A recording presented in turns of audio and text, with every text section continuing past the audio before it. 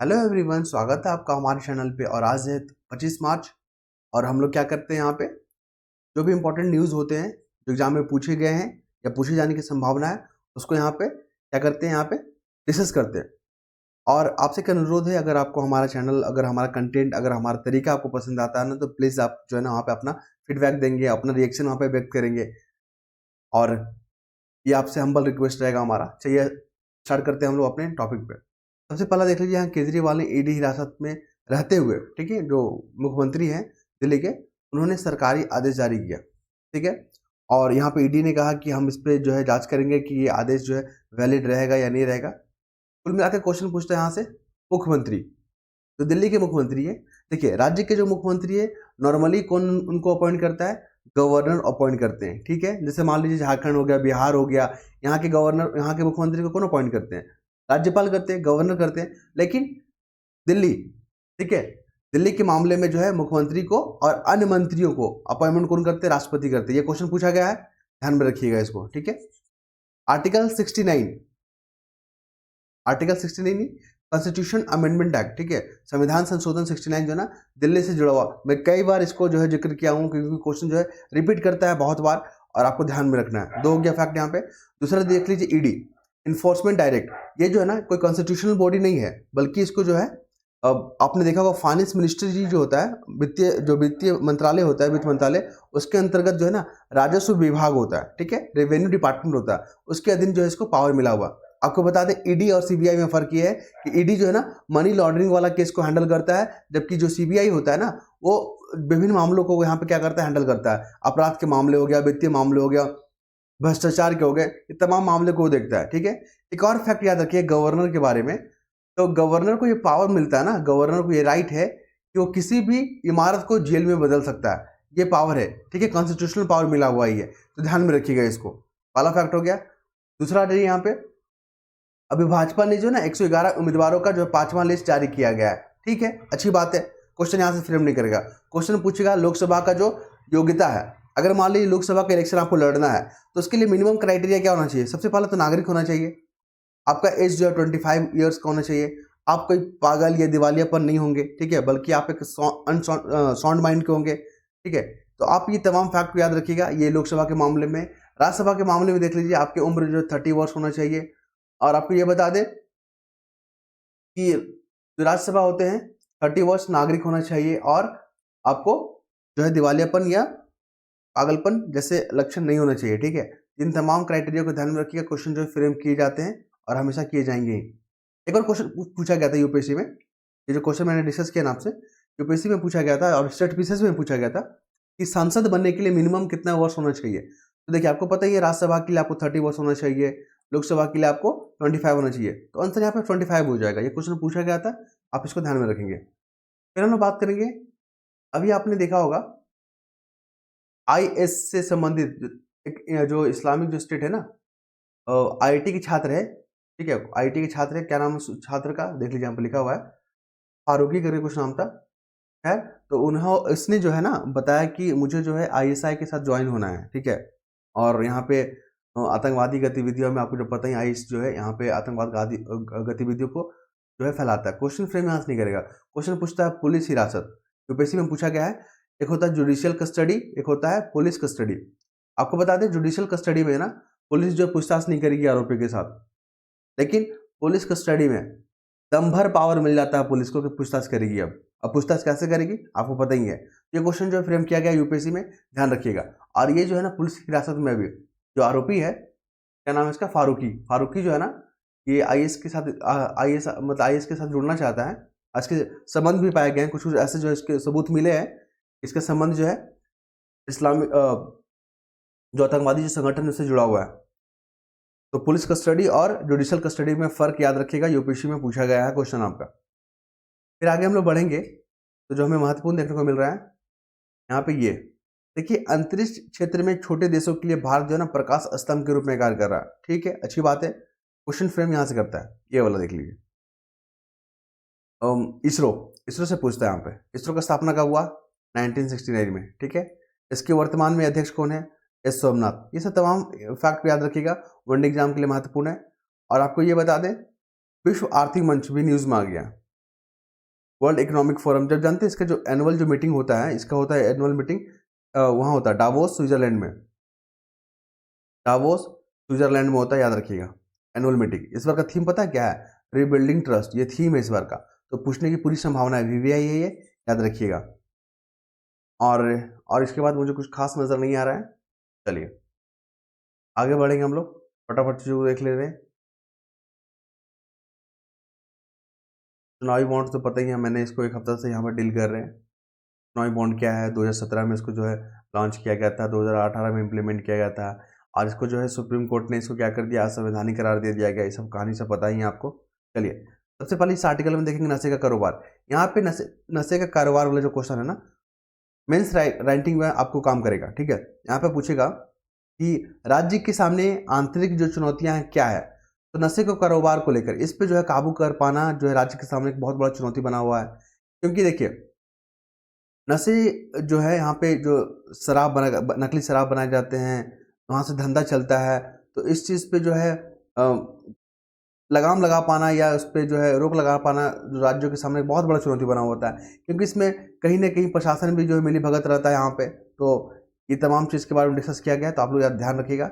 Internal security के मामले में राज्य में क्या है चुनौती, तो आप यहाँ पे जिक्र कर सकते हैं। दूसरा देख लीजिए आतंक। आपको पता है रशिया में जो आतंकी हमला हुआ है, तो वहाँ पे ये जगह याद रखिएगा, क्रोकस सिटी हॉल। ये पूछ सकता है कि चर्चा में रहा क्रोकस सिटी हॉल किस देश से संबंधित है, तो रशिया से संबंधित है, ठीक है। इसमें एक इस्लामिक जो स्टेट है ना, इस्लामिक स्टेट, इसने हमले का क्या लिया, जिम्मेदारी लिया कि हमने ये हमला करवाया। और ये अभी आपने थोड़ी देर पहले देखा था फारूकी, जो कि आईआईटी गुवाहाटी का स्टूडेंट है, रह चुका है, उसका संबंध जो है इस्लामिक स्टेट से जुड़ा हुआ है, ठीक है। और इस पर जो है इसको पुलिस स्टडी में रखा गया है। देखिए आतंकवाद से निपटने के लिए अगर वैश्विक चुनौती की अगर बात करें तो उसमें सबसे बड़ा चुनौती है आपका आतंकवाद, याद रखिएगा। क्लाइमेट चेंज भी है और दूसरा चुनौती क्या है आपका आतंकवाद। तो इस सब आंसर राइटिंग में आपको बहुत हेल्प करने वाला है। तो इसमें क्या है, समाधान की अगर बात करें तो आतंकवाद को खत्म करने के लिए वैश्विक स्तर पर ठोस और साझा प्रयास करने की जरूरत है, ठीक है। ये अच्छी बात है, ध्यान में रखिएगा इसको। इसके बाद आ रही है यहाँ पे मच्छर जनित बीमारियों पर नकेल। देखिए यहाँ पे 2-3 फैक्ट याद रखिएगा। जो क्लाइमेट चेंजेस हो रहा है ना, उससे क्या मिल रहा है, मच्छरों को ना एक कंफर्ट जोन मिल जा रहा है, एक जो है ना अनुकूल वातावरण मिल जा रहा है उसको पनपने का, ठीक है। चिकनगुनिया जो है ना वायरस के कारण होता है, याद रखिएगा। डेंगू और जीका वायरस सारे जो है ना आपके वायरस से होते हैं, ये पूछा गया है क्वेश्चन एग्जाम में, ठीक है।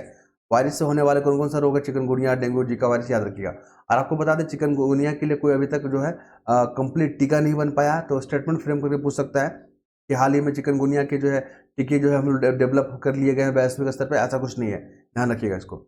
एक यहाँ पे एक वर्ड देखने को मिलेगा यहाँ पे, ये देखिए इस्कचिक। देखिए ये जो है ना अमेरिका का अभी तक मतलब अमेरिका जो इस पर ट्रायल कर रहा है, इकसचिक ये टीका है ये, ठीक है, इसको ट्रायल कर रहा है अभी, तो ध्यान में रखिएगा। ये चिकनगुनिया से लड़ने के लिए बनाया गया। साथ में आप प्लेसिबो टेक्निक का नाम याद रखिएगा। प्लेसिबो टेक्निक क्या होता है, ये एक ऐसा उपचार होता है ना जिसमें दवा जैसा जो है एक नकली दवा बनाया जाता है, दवा की तरह ही, लेकिन वो दवा नहीं होता है, ठीक है। वो साइकोलॉजी इफेक्ट देखता है माइंड पे। अगर आपका देखिए इसमें क्या होता है, एक उपचार का एक मेथड है प्लेसिबो। देखिए ये क्या है, मनोवैज्ञानिक साइकोलॉजी इफेक्ट है ये, ध्यान रखिएगा। जिसमें इसका अर्थ है कि लोग सोचते हैं ना कि उन्हें एक प्रभावी उपचार मिल रहा है, तो वास्तव में बेहतर महसूस करने लगते हैं। अगर माइंड को ये इन्फॉर्मेशन मिल जाए कि हमारा उपचार चल रहा है, अब हम ठीक हो जाएंगे, ठीक है, अगर ये मिल गया इन्फॉर्मेशन, तो हमारा बॉडी जो है ना पॉजिटिव रिएक्ट करने लगता है, ठीक है। हमारा जो है स्वास्थ्य होने का जो है ना संभावना 90% जो ऐसा हो जाता है। तो ये सब जो है ना प्लेसिबो टेक्निक के अंतर्गत स्टडी किया जाता है, ध्यान रखिएगा। फिर हम लोग बात करेंगे अपने अगले मुद्दे पे, तो हमें देखने को क्या मिलता है यहाँ पे। देखिए इंडिया गठबंधन एकजुट 272 आंकड़ा का पार करेंगे जयराम, ठीक है। अच्छा लगा पढ़ के। क्वेश्चन यहाँ से नहीं पूछेगा, क्वेश्चन पूछता है इकोनॉमिक्स में। यहाँ से देखिए आपको पता है ना डॉलर जो है, डॉलर पहले जो है 59 के आसपास हुआ करता था, तो वर्तमान में आप देखोगे डॉलर जो है 84 के आसपास हो गया, ठीक है। 84 के आसपास हो गया। यूपीएससी यहाँ से पूछेगा यहाँ पे क्या हो रहा है कि 59 से 84 होना, ये क्या होता है, रुपये का जो है कीमत क्या हो रहा है, कमजोर होना, कमजोर हो गया, रुपये जो है कमजोर हो गया। जब रुपया कमजोर होता है ना तो एक्सपोर्ट बढ़ जाता है, याद रखिएगा। एक्सपोर्ट क्या होता है, भारत का एक्सपोर्ट बढ़ जाता है, इस फैक्ट को याद रखिएगा। जब रुपया कमजोर होता है ना तो एक्सपोर्ट क्या हो जाता है, बढ़ जाता है। इस फैक्ट को याद रखिएगा। डिवैल्यूशन आपने शब्द सुना होगा, ये एग्जाम में पूछा गया है। डिवैल्यूशन क्या होता है, इसको हिंदी में बोलते हैं अवमूल्यन। इसमें क्या होता है, सरकार जानबूझ के अपनी करेंसी को कमजोर करती है ताकि एक्सपोर्ट को बढ़ा सके। एग्जाम में फ्रेम किया गया क्वेश्चन है, मैंने आपके साथ डिस्कस किया। दूसरा देख लीजिए यहाँ पे, हमारा जो तेल की जो जरूरत है ना, ऊर्जा की जरूरत है, तो हम 85% जो तेल है ना, कच्चा तेल, हम लोग बाहर से इंपोर्ट करते हैं। ठीक है, ये फैक्ट याद रखिएगा, ये स्टेटमेंट बना के एग्जाम में पूछा जा चुका है, 85%। इसके बाद आते हैं भोजशाला परिसर में सर्वेक्षण चल रहा है। आपको पता ही है, यहाँ पे मंदिर मस्जिद को लेकर यहाँ पे चल रहा है। पहले यहाँ मंदिर हुआ करता था, लेकिन यहाँ पे जो तोड़ ताड़ के जो यहाँ पे मस्जिद बनाया गया, कुल मिलाकर उसी को सर्वे चल रहा है। क्वेश्चन यहाँ से फ्रेम किया गया है, भारतीय पुरातत्व सर्वेक्षण। ठीक है, ये जो है ना आपके संस्कृति मंत्रालय के तहत आता है, संस्कृति मंत्रालय के तहत आता है। ये एग्जाम में क्वेश्चन पूछा गया, मैंने कल भी इसका डिस्कस किया था और आज भी कर रहा हूँ इसको। ठीक है, चलिए आगे बढ़ेंगे हम लोग। तो यहाँ पे जो देखने को मिल रहा है इंपॉर्टेंट, लद्दाख वीरता की राजधानी राजनाथ सिंह, ये हमारी जो है क्या है, ये हमारे डिफेंस मिनिस्टर है। इन्होंने लेह की लद्दाख में जो लेह में जो है यहाँ पे विजिट किया है, वहाँ पे जवानों के साथ होली मनाने गए। ठीक है, क्वेश्चन यहाँ से फ्रेम करता है, सियाचिन एक जगह है, भारत की ही जगह है वो, और वो ग्लेशियर, भारत का सबसे बड़ा ग्लेशियर, याद रखिएगा। और युद्ध क्षेत्र के मामले में सबसे ऊंचा वाला क्षेत्र है सियाचिन, ये भी फैक्ट याद रखिएगा, एग्जाम में पूछे जाने की पूरी संभावना है इसका। फिर आ जाए यहाँ पे वित्त मंत्री निर्मला सीतारमण ने, ये फाइनेंस मिनिस्टर है हमारे, निर्मला सीतारमण ने जो है कर्नाटक के जो मुख्यमंत्री उन पर आरोप लगाया कि वो झूठ बोलते हैं। ठीक है, झूठ बोलते हैं और उन्होंने ऐसा कुछ मांग नहीं किया है। कर्नाटक वाले जो मुख्यमंत्री हैं वो कह रहे हैं कि हमको विशेष अनुदान के तहत राशि नहीं मिला है। ठीक है, फाइनेंस कमीशन का जिक्र कर रहे हैं। क्वेश्चन पूछता है यहाँ से, 15 फाइनेंस कमीशन, याद रखिएगा वित्तीय आयोग, क्वेश्चन पूछा गया यूपीएससी में। फाइनेंस कमीशन जो है ना, फाइनेंस कमीशन, ये राष्ट्रपति इसको अपॉइंट करते हैं। ठीक, आर्टिकल 280 के तहत, ये संविधान में प्रावधान है, ये हमारा कॉन्स्टिट्यूशनल बॉडी है। तो फिर मुद्दा क्यों आ गया न्यूज़ में, इसलिए आ गया क्योंकि जो कर्नाटक के जो मुख्यमंत्री ने, उन्होंने कहा कि हमें जो सिफारिश किया गया था अनुदान देने का अभी तक नहीं मिला है। तो हमारे जो फाइनेंस मिनिस्टर, उन्होंने कहा कि ऐसा कुछ यहाँ पे सिफारिश नहीं किया गया था, ऐसा कुछ जो यहाँ पे डिमांड नहीं किया गया था, आप जो झूठ बोल रहे हैं। याद रखिएगा, 15 फाइनेंस कमीशन के बारे में बता दिए। एक और 16 फाइनेंस कमीशन भी हमारा अपॉइंट हो चुके हैं। इसके जो हेड है ना, वह अरविंद पनगड़िया, आने वाले एग्जाम के लिए बहुत महत्वपूर्ण है, अरविंद पनगड़िया, याद रखिएगा नाम। आगे बढ़ेंगे तो हम लोग, भाजपा नेता जो है ना बावन कुल्ले की शरद पवार पर साधा निशाना।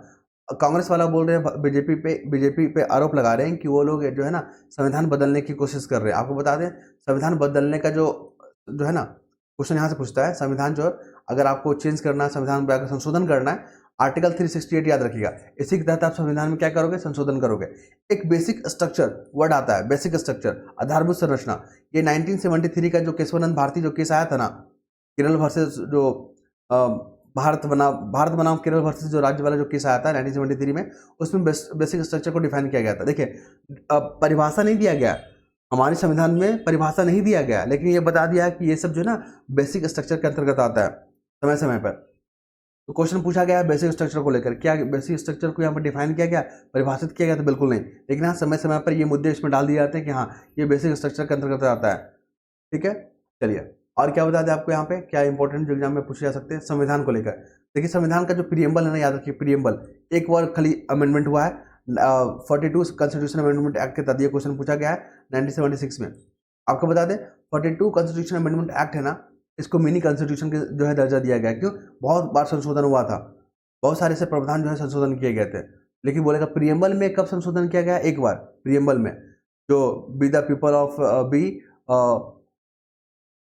जो आपने प्रीएम्बल पढ़ा होगा, हम भारत के लोग जो है ना, B the people of India, ऐसा करके हमारा जो प्रीएम्बल स्टार्ट होता है, तो वहां पर एक बार संशोधन किया गया, याद रखिएगा।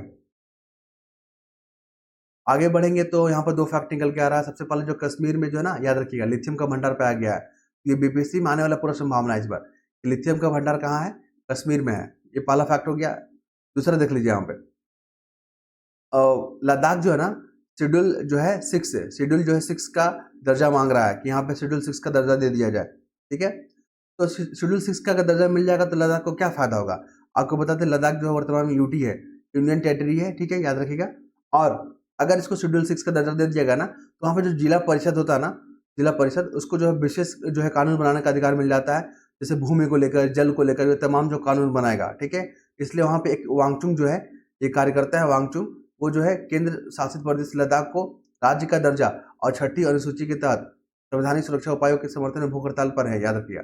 वांगचुक, ये नाम याद रखिएगा। अभी जो है भूख हड़ताल पर है वो, राज्य की दर्जा डिमांड कर रही है वांगचुक, और साथ ही ये क्या कर रहे हैं, और 6th शेड्यूल में शामिल करने की जो है यहाँ पे मांग कर रहे हैं। आपको बता दें वर्तमान में जो 6th शेड्यूल है ना, 6th शेड्यूल यहाँ पे मैं लिख देता हूँ, 4 राज्य है, असम, मेघालय, त्रिपुरा, मिजोरम, 4 राज्य है, और वहाँ पे जिला परिषद को जो है बहुत पावर मिल जाता है अपने जो है तमाम कानूनों को बनाने के लिए। ठीक है, चलिए यहाँ पे एक शब्द जो आ रहा है ना, डीपीआई, इसका फुल फॉर्म याद रखिएगा, क्वेश्चन पूछ रहा है आजकल स्टडी बेसिस पे, भर भर के पूछता है डीपीआई।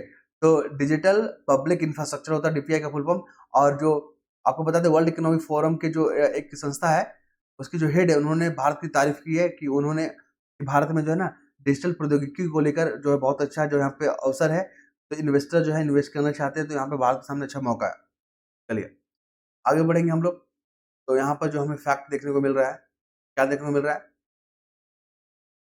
यहाँ पे, देखिए वही कर्नाटक सरकार ने वही बात की थी ना, हम लोग फाइनेंस कमीशन को लेकर भी बात किए थे। तो यहाँ पे कर्नाटक सरकार ने जो बोला कि वहाँ पे सूखा जो है प्रबंधन के लिए हमें जो फंड चाहिए, ठीक है, और ये फंड जो है सरकार नहीं दे रही है, क्यों नहीं दे रही है, इससे हमारा अनुच्छेद 14 और अनुच्छेद 21 का उल्लंघन हो रहा है। क्वेश्चन यहाँ से फ्रेम नहीं करेगा, क्वेश्चन पूछता है आर्टिकल 14, ठीक है, आर्टिकल 14 और आर्टिकल 21 ये सब फंडामेंटल राइट के अंतर्गत आता है। फंडामेंटल राइट का एक विशेषता ये है कि अगर आपका इसका वायलेशन होता है ना, तो आप सीधा सुप्रीम कोर्ट जाओगे, दरवाजा खटखटाओगे बिना लोकल कोर्ट गए हुए। ये तो बेसिक डिफरेंस हो गया।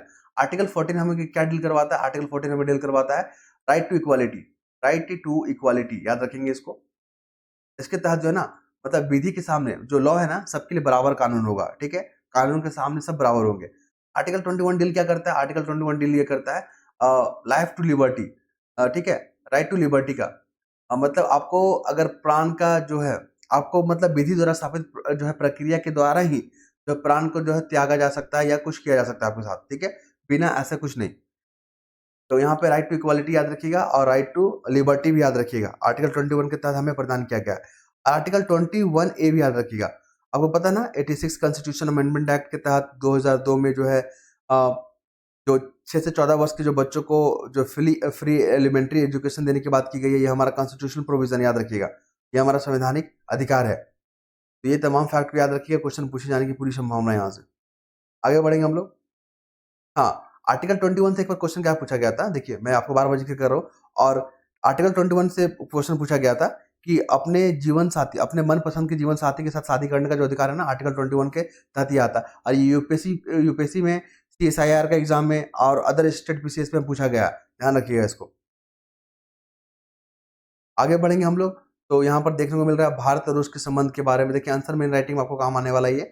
जब पूछा जाएगा कि रसिया का झुकाव जो है चाइना की ओर आ रहा है, तो इससे भारत और रूस के बीच के संबंधों में क्या प्रभाव देखने को मिलेगा, इस तरह के क्वेश्चन फ्रेम करे जाएंगे। हमारे जो फॉरेन एक्सटर्नल अफेयर हैं, इन्होंने कहा कि देखिए ऐसा कुछ नहीं है कि रसिया जो है चाइना की ओर झुक रहा है, ऐसा कुछ नहीं है।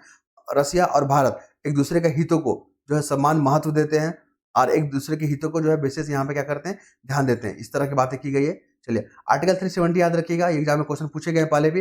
ये एक जो था ना अस्थायी प्रोविजन था, टेम्पोररी प्रोविजन था 370। और इसके जिक्र करते हुए हमारी जो एक्सटर्नल फॉरेन मिनिस्टर ने बताया है कि आर्टिकल 370 जब जम्मू कश्मीर में लगा हुआ था ना, तो वहाँ पर जो प्रगतिशील जो कानून था ना, प्रोग्रेसिव जो कानून था, वहाँ पर लागू नहीं हो पाता था, जिससे वो पिछड़ गया था हमारा देश का हिस्सा जो था जम्मू कश्मीर। तो उसको जो है यहाँ 370 हटाना पड़ा इसको। चलिए आगे बात करेंगे। गाजा में अधिक से अधिक जो है सहायता भेजने की आवश्यकता, गुतरेस ये क्या है, महासचिव है आपके यूएनओ के, ठीक है, यहाँ से क्वेश्चन फ्रेम नहीं करता है। वनडे एग्जाम के लिए महत्वपूर्ण है, इनका नाम पूछ सकता है। आपने देखा होगा 2022 का यूपीएससी जब हुआ था एग्जाम 2022 में, तो लिवेंट करके एक वर्ड पूछा था, लिवेंट, LEVANT, लिवेंट। बोला था कि लिवेंट जो है ना चर्चा में रहा यह शब्द है, किसको संदर्भित करता है। आपको बता दें, आप मेडिटेरियन सी देख रहे हो ना, भूमध्य सागर, उसका पूर्वी इलाका वाला जो देश है ना, जैसे कि इजराइल हो गया, फिलिस्तीन हो गया, सीरिया हो गया, लेबनान हो गया, जॉर्डन हो गया और किस्पस हो गया, ये तमाम देशों को इंडिकेट करता है लिवेंट वर्ड। ये एग्जाम 2022 में पूछा गया है, तो मैंने आपके साथ शेयर किया, याद रखिएगा, ऐसा फ्रेम करता है क्वेश्चन। क्योंकि इसराइल और हमास के बीच में जो युद्ध चल रहा है ना, ये पूरा अभी ग्लोबल जो है इशू बना हुआ है। और यहाँ पर देख रहे हैं ये जो युद्ध है थमने का नाम नहीं ले रहा है। आपको बता दें टू स्टेट थ्योरी भी मैंने कल जिक्र किया था और आज भी मैं कर रहा हूँ। टू स्टेट थ्योरी ये बहुत इंपॉर्टेंट थ्योरी है, याद रखिएगा। और ये एग्जाम में पूछी जा चुके हैं, यूपीएससी में भी पूछा गया है और यूपी पीसीएस में पूछा गया है। तो ये जो है ना इजराइल और फिलिस्तीन के बीच में जो तनाव है ना उसको कम करने के लिए जो है समाधान की बात करता है, टू स्टेट थ्योरी। आगे बढ़ेंगे हम लोग। तो मेडिटेरियन सी को भी लेकर यहाँ पर क्वेश्चन पूछता है कि कौन सा देश जो है टच करता है बाउंड्री, कौन नहीं करता, तो जॉर्डन याद रखिएगा। जॉर्डन 2 3 बार एग्जाम में पूछा गया, continue back to back. Jordan जो है ना आपका टच नहीं करता है, किसको नहीं करता है, तो आपका मेडिटेरियन सी को टच बिल्कुल नहीं करता है। आपको बता दें जो हमारा ट्रॉपिक ऑफ कैप्रिकॉन है ना, ट्रॉपिक ऑफ कैप्रिकॉन, नहीं माफ कीजिएगा, कैंसर, ट्रॉपिक ऑफ कैंसर, उसके ऊपर में मतलब उत्तर के साइड जो है ना आपका ये एरिया जो है आपका कौन सा, इजराइल फिलिस्तीन वाला एरिया बिलोंग करता है, ध्यान रखिएगा। एग्जाम में पूछे गए हैं, मतलब पूछे जाने की संभावना है यहाँ पे।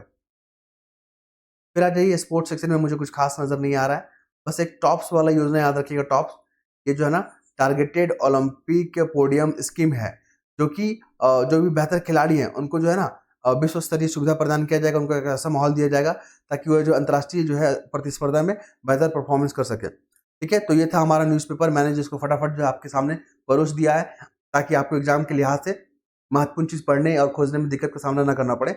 एक आपसे रिक्वेस्ट रहेगा, अगर आपको हमारा कंटेंट, आपका हमारा तरीका पसंद आता है तो अपना रिएक्शन जरूर दें। धन्यवाद।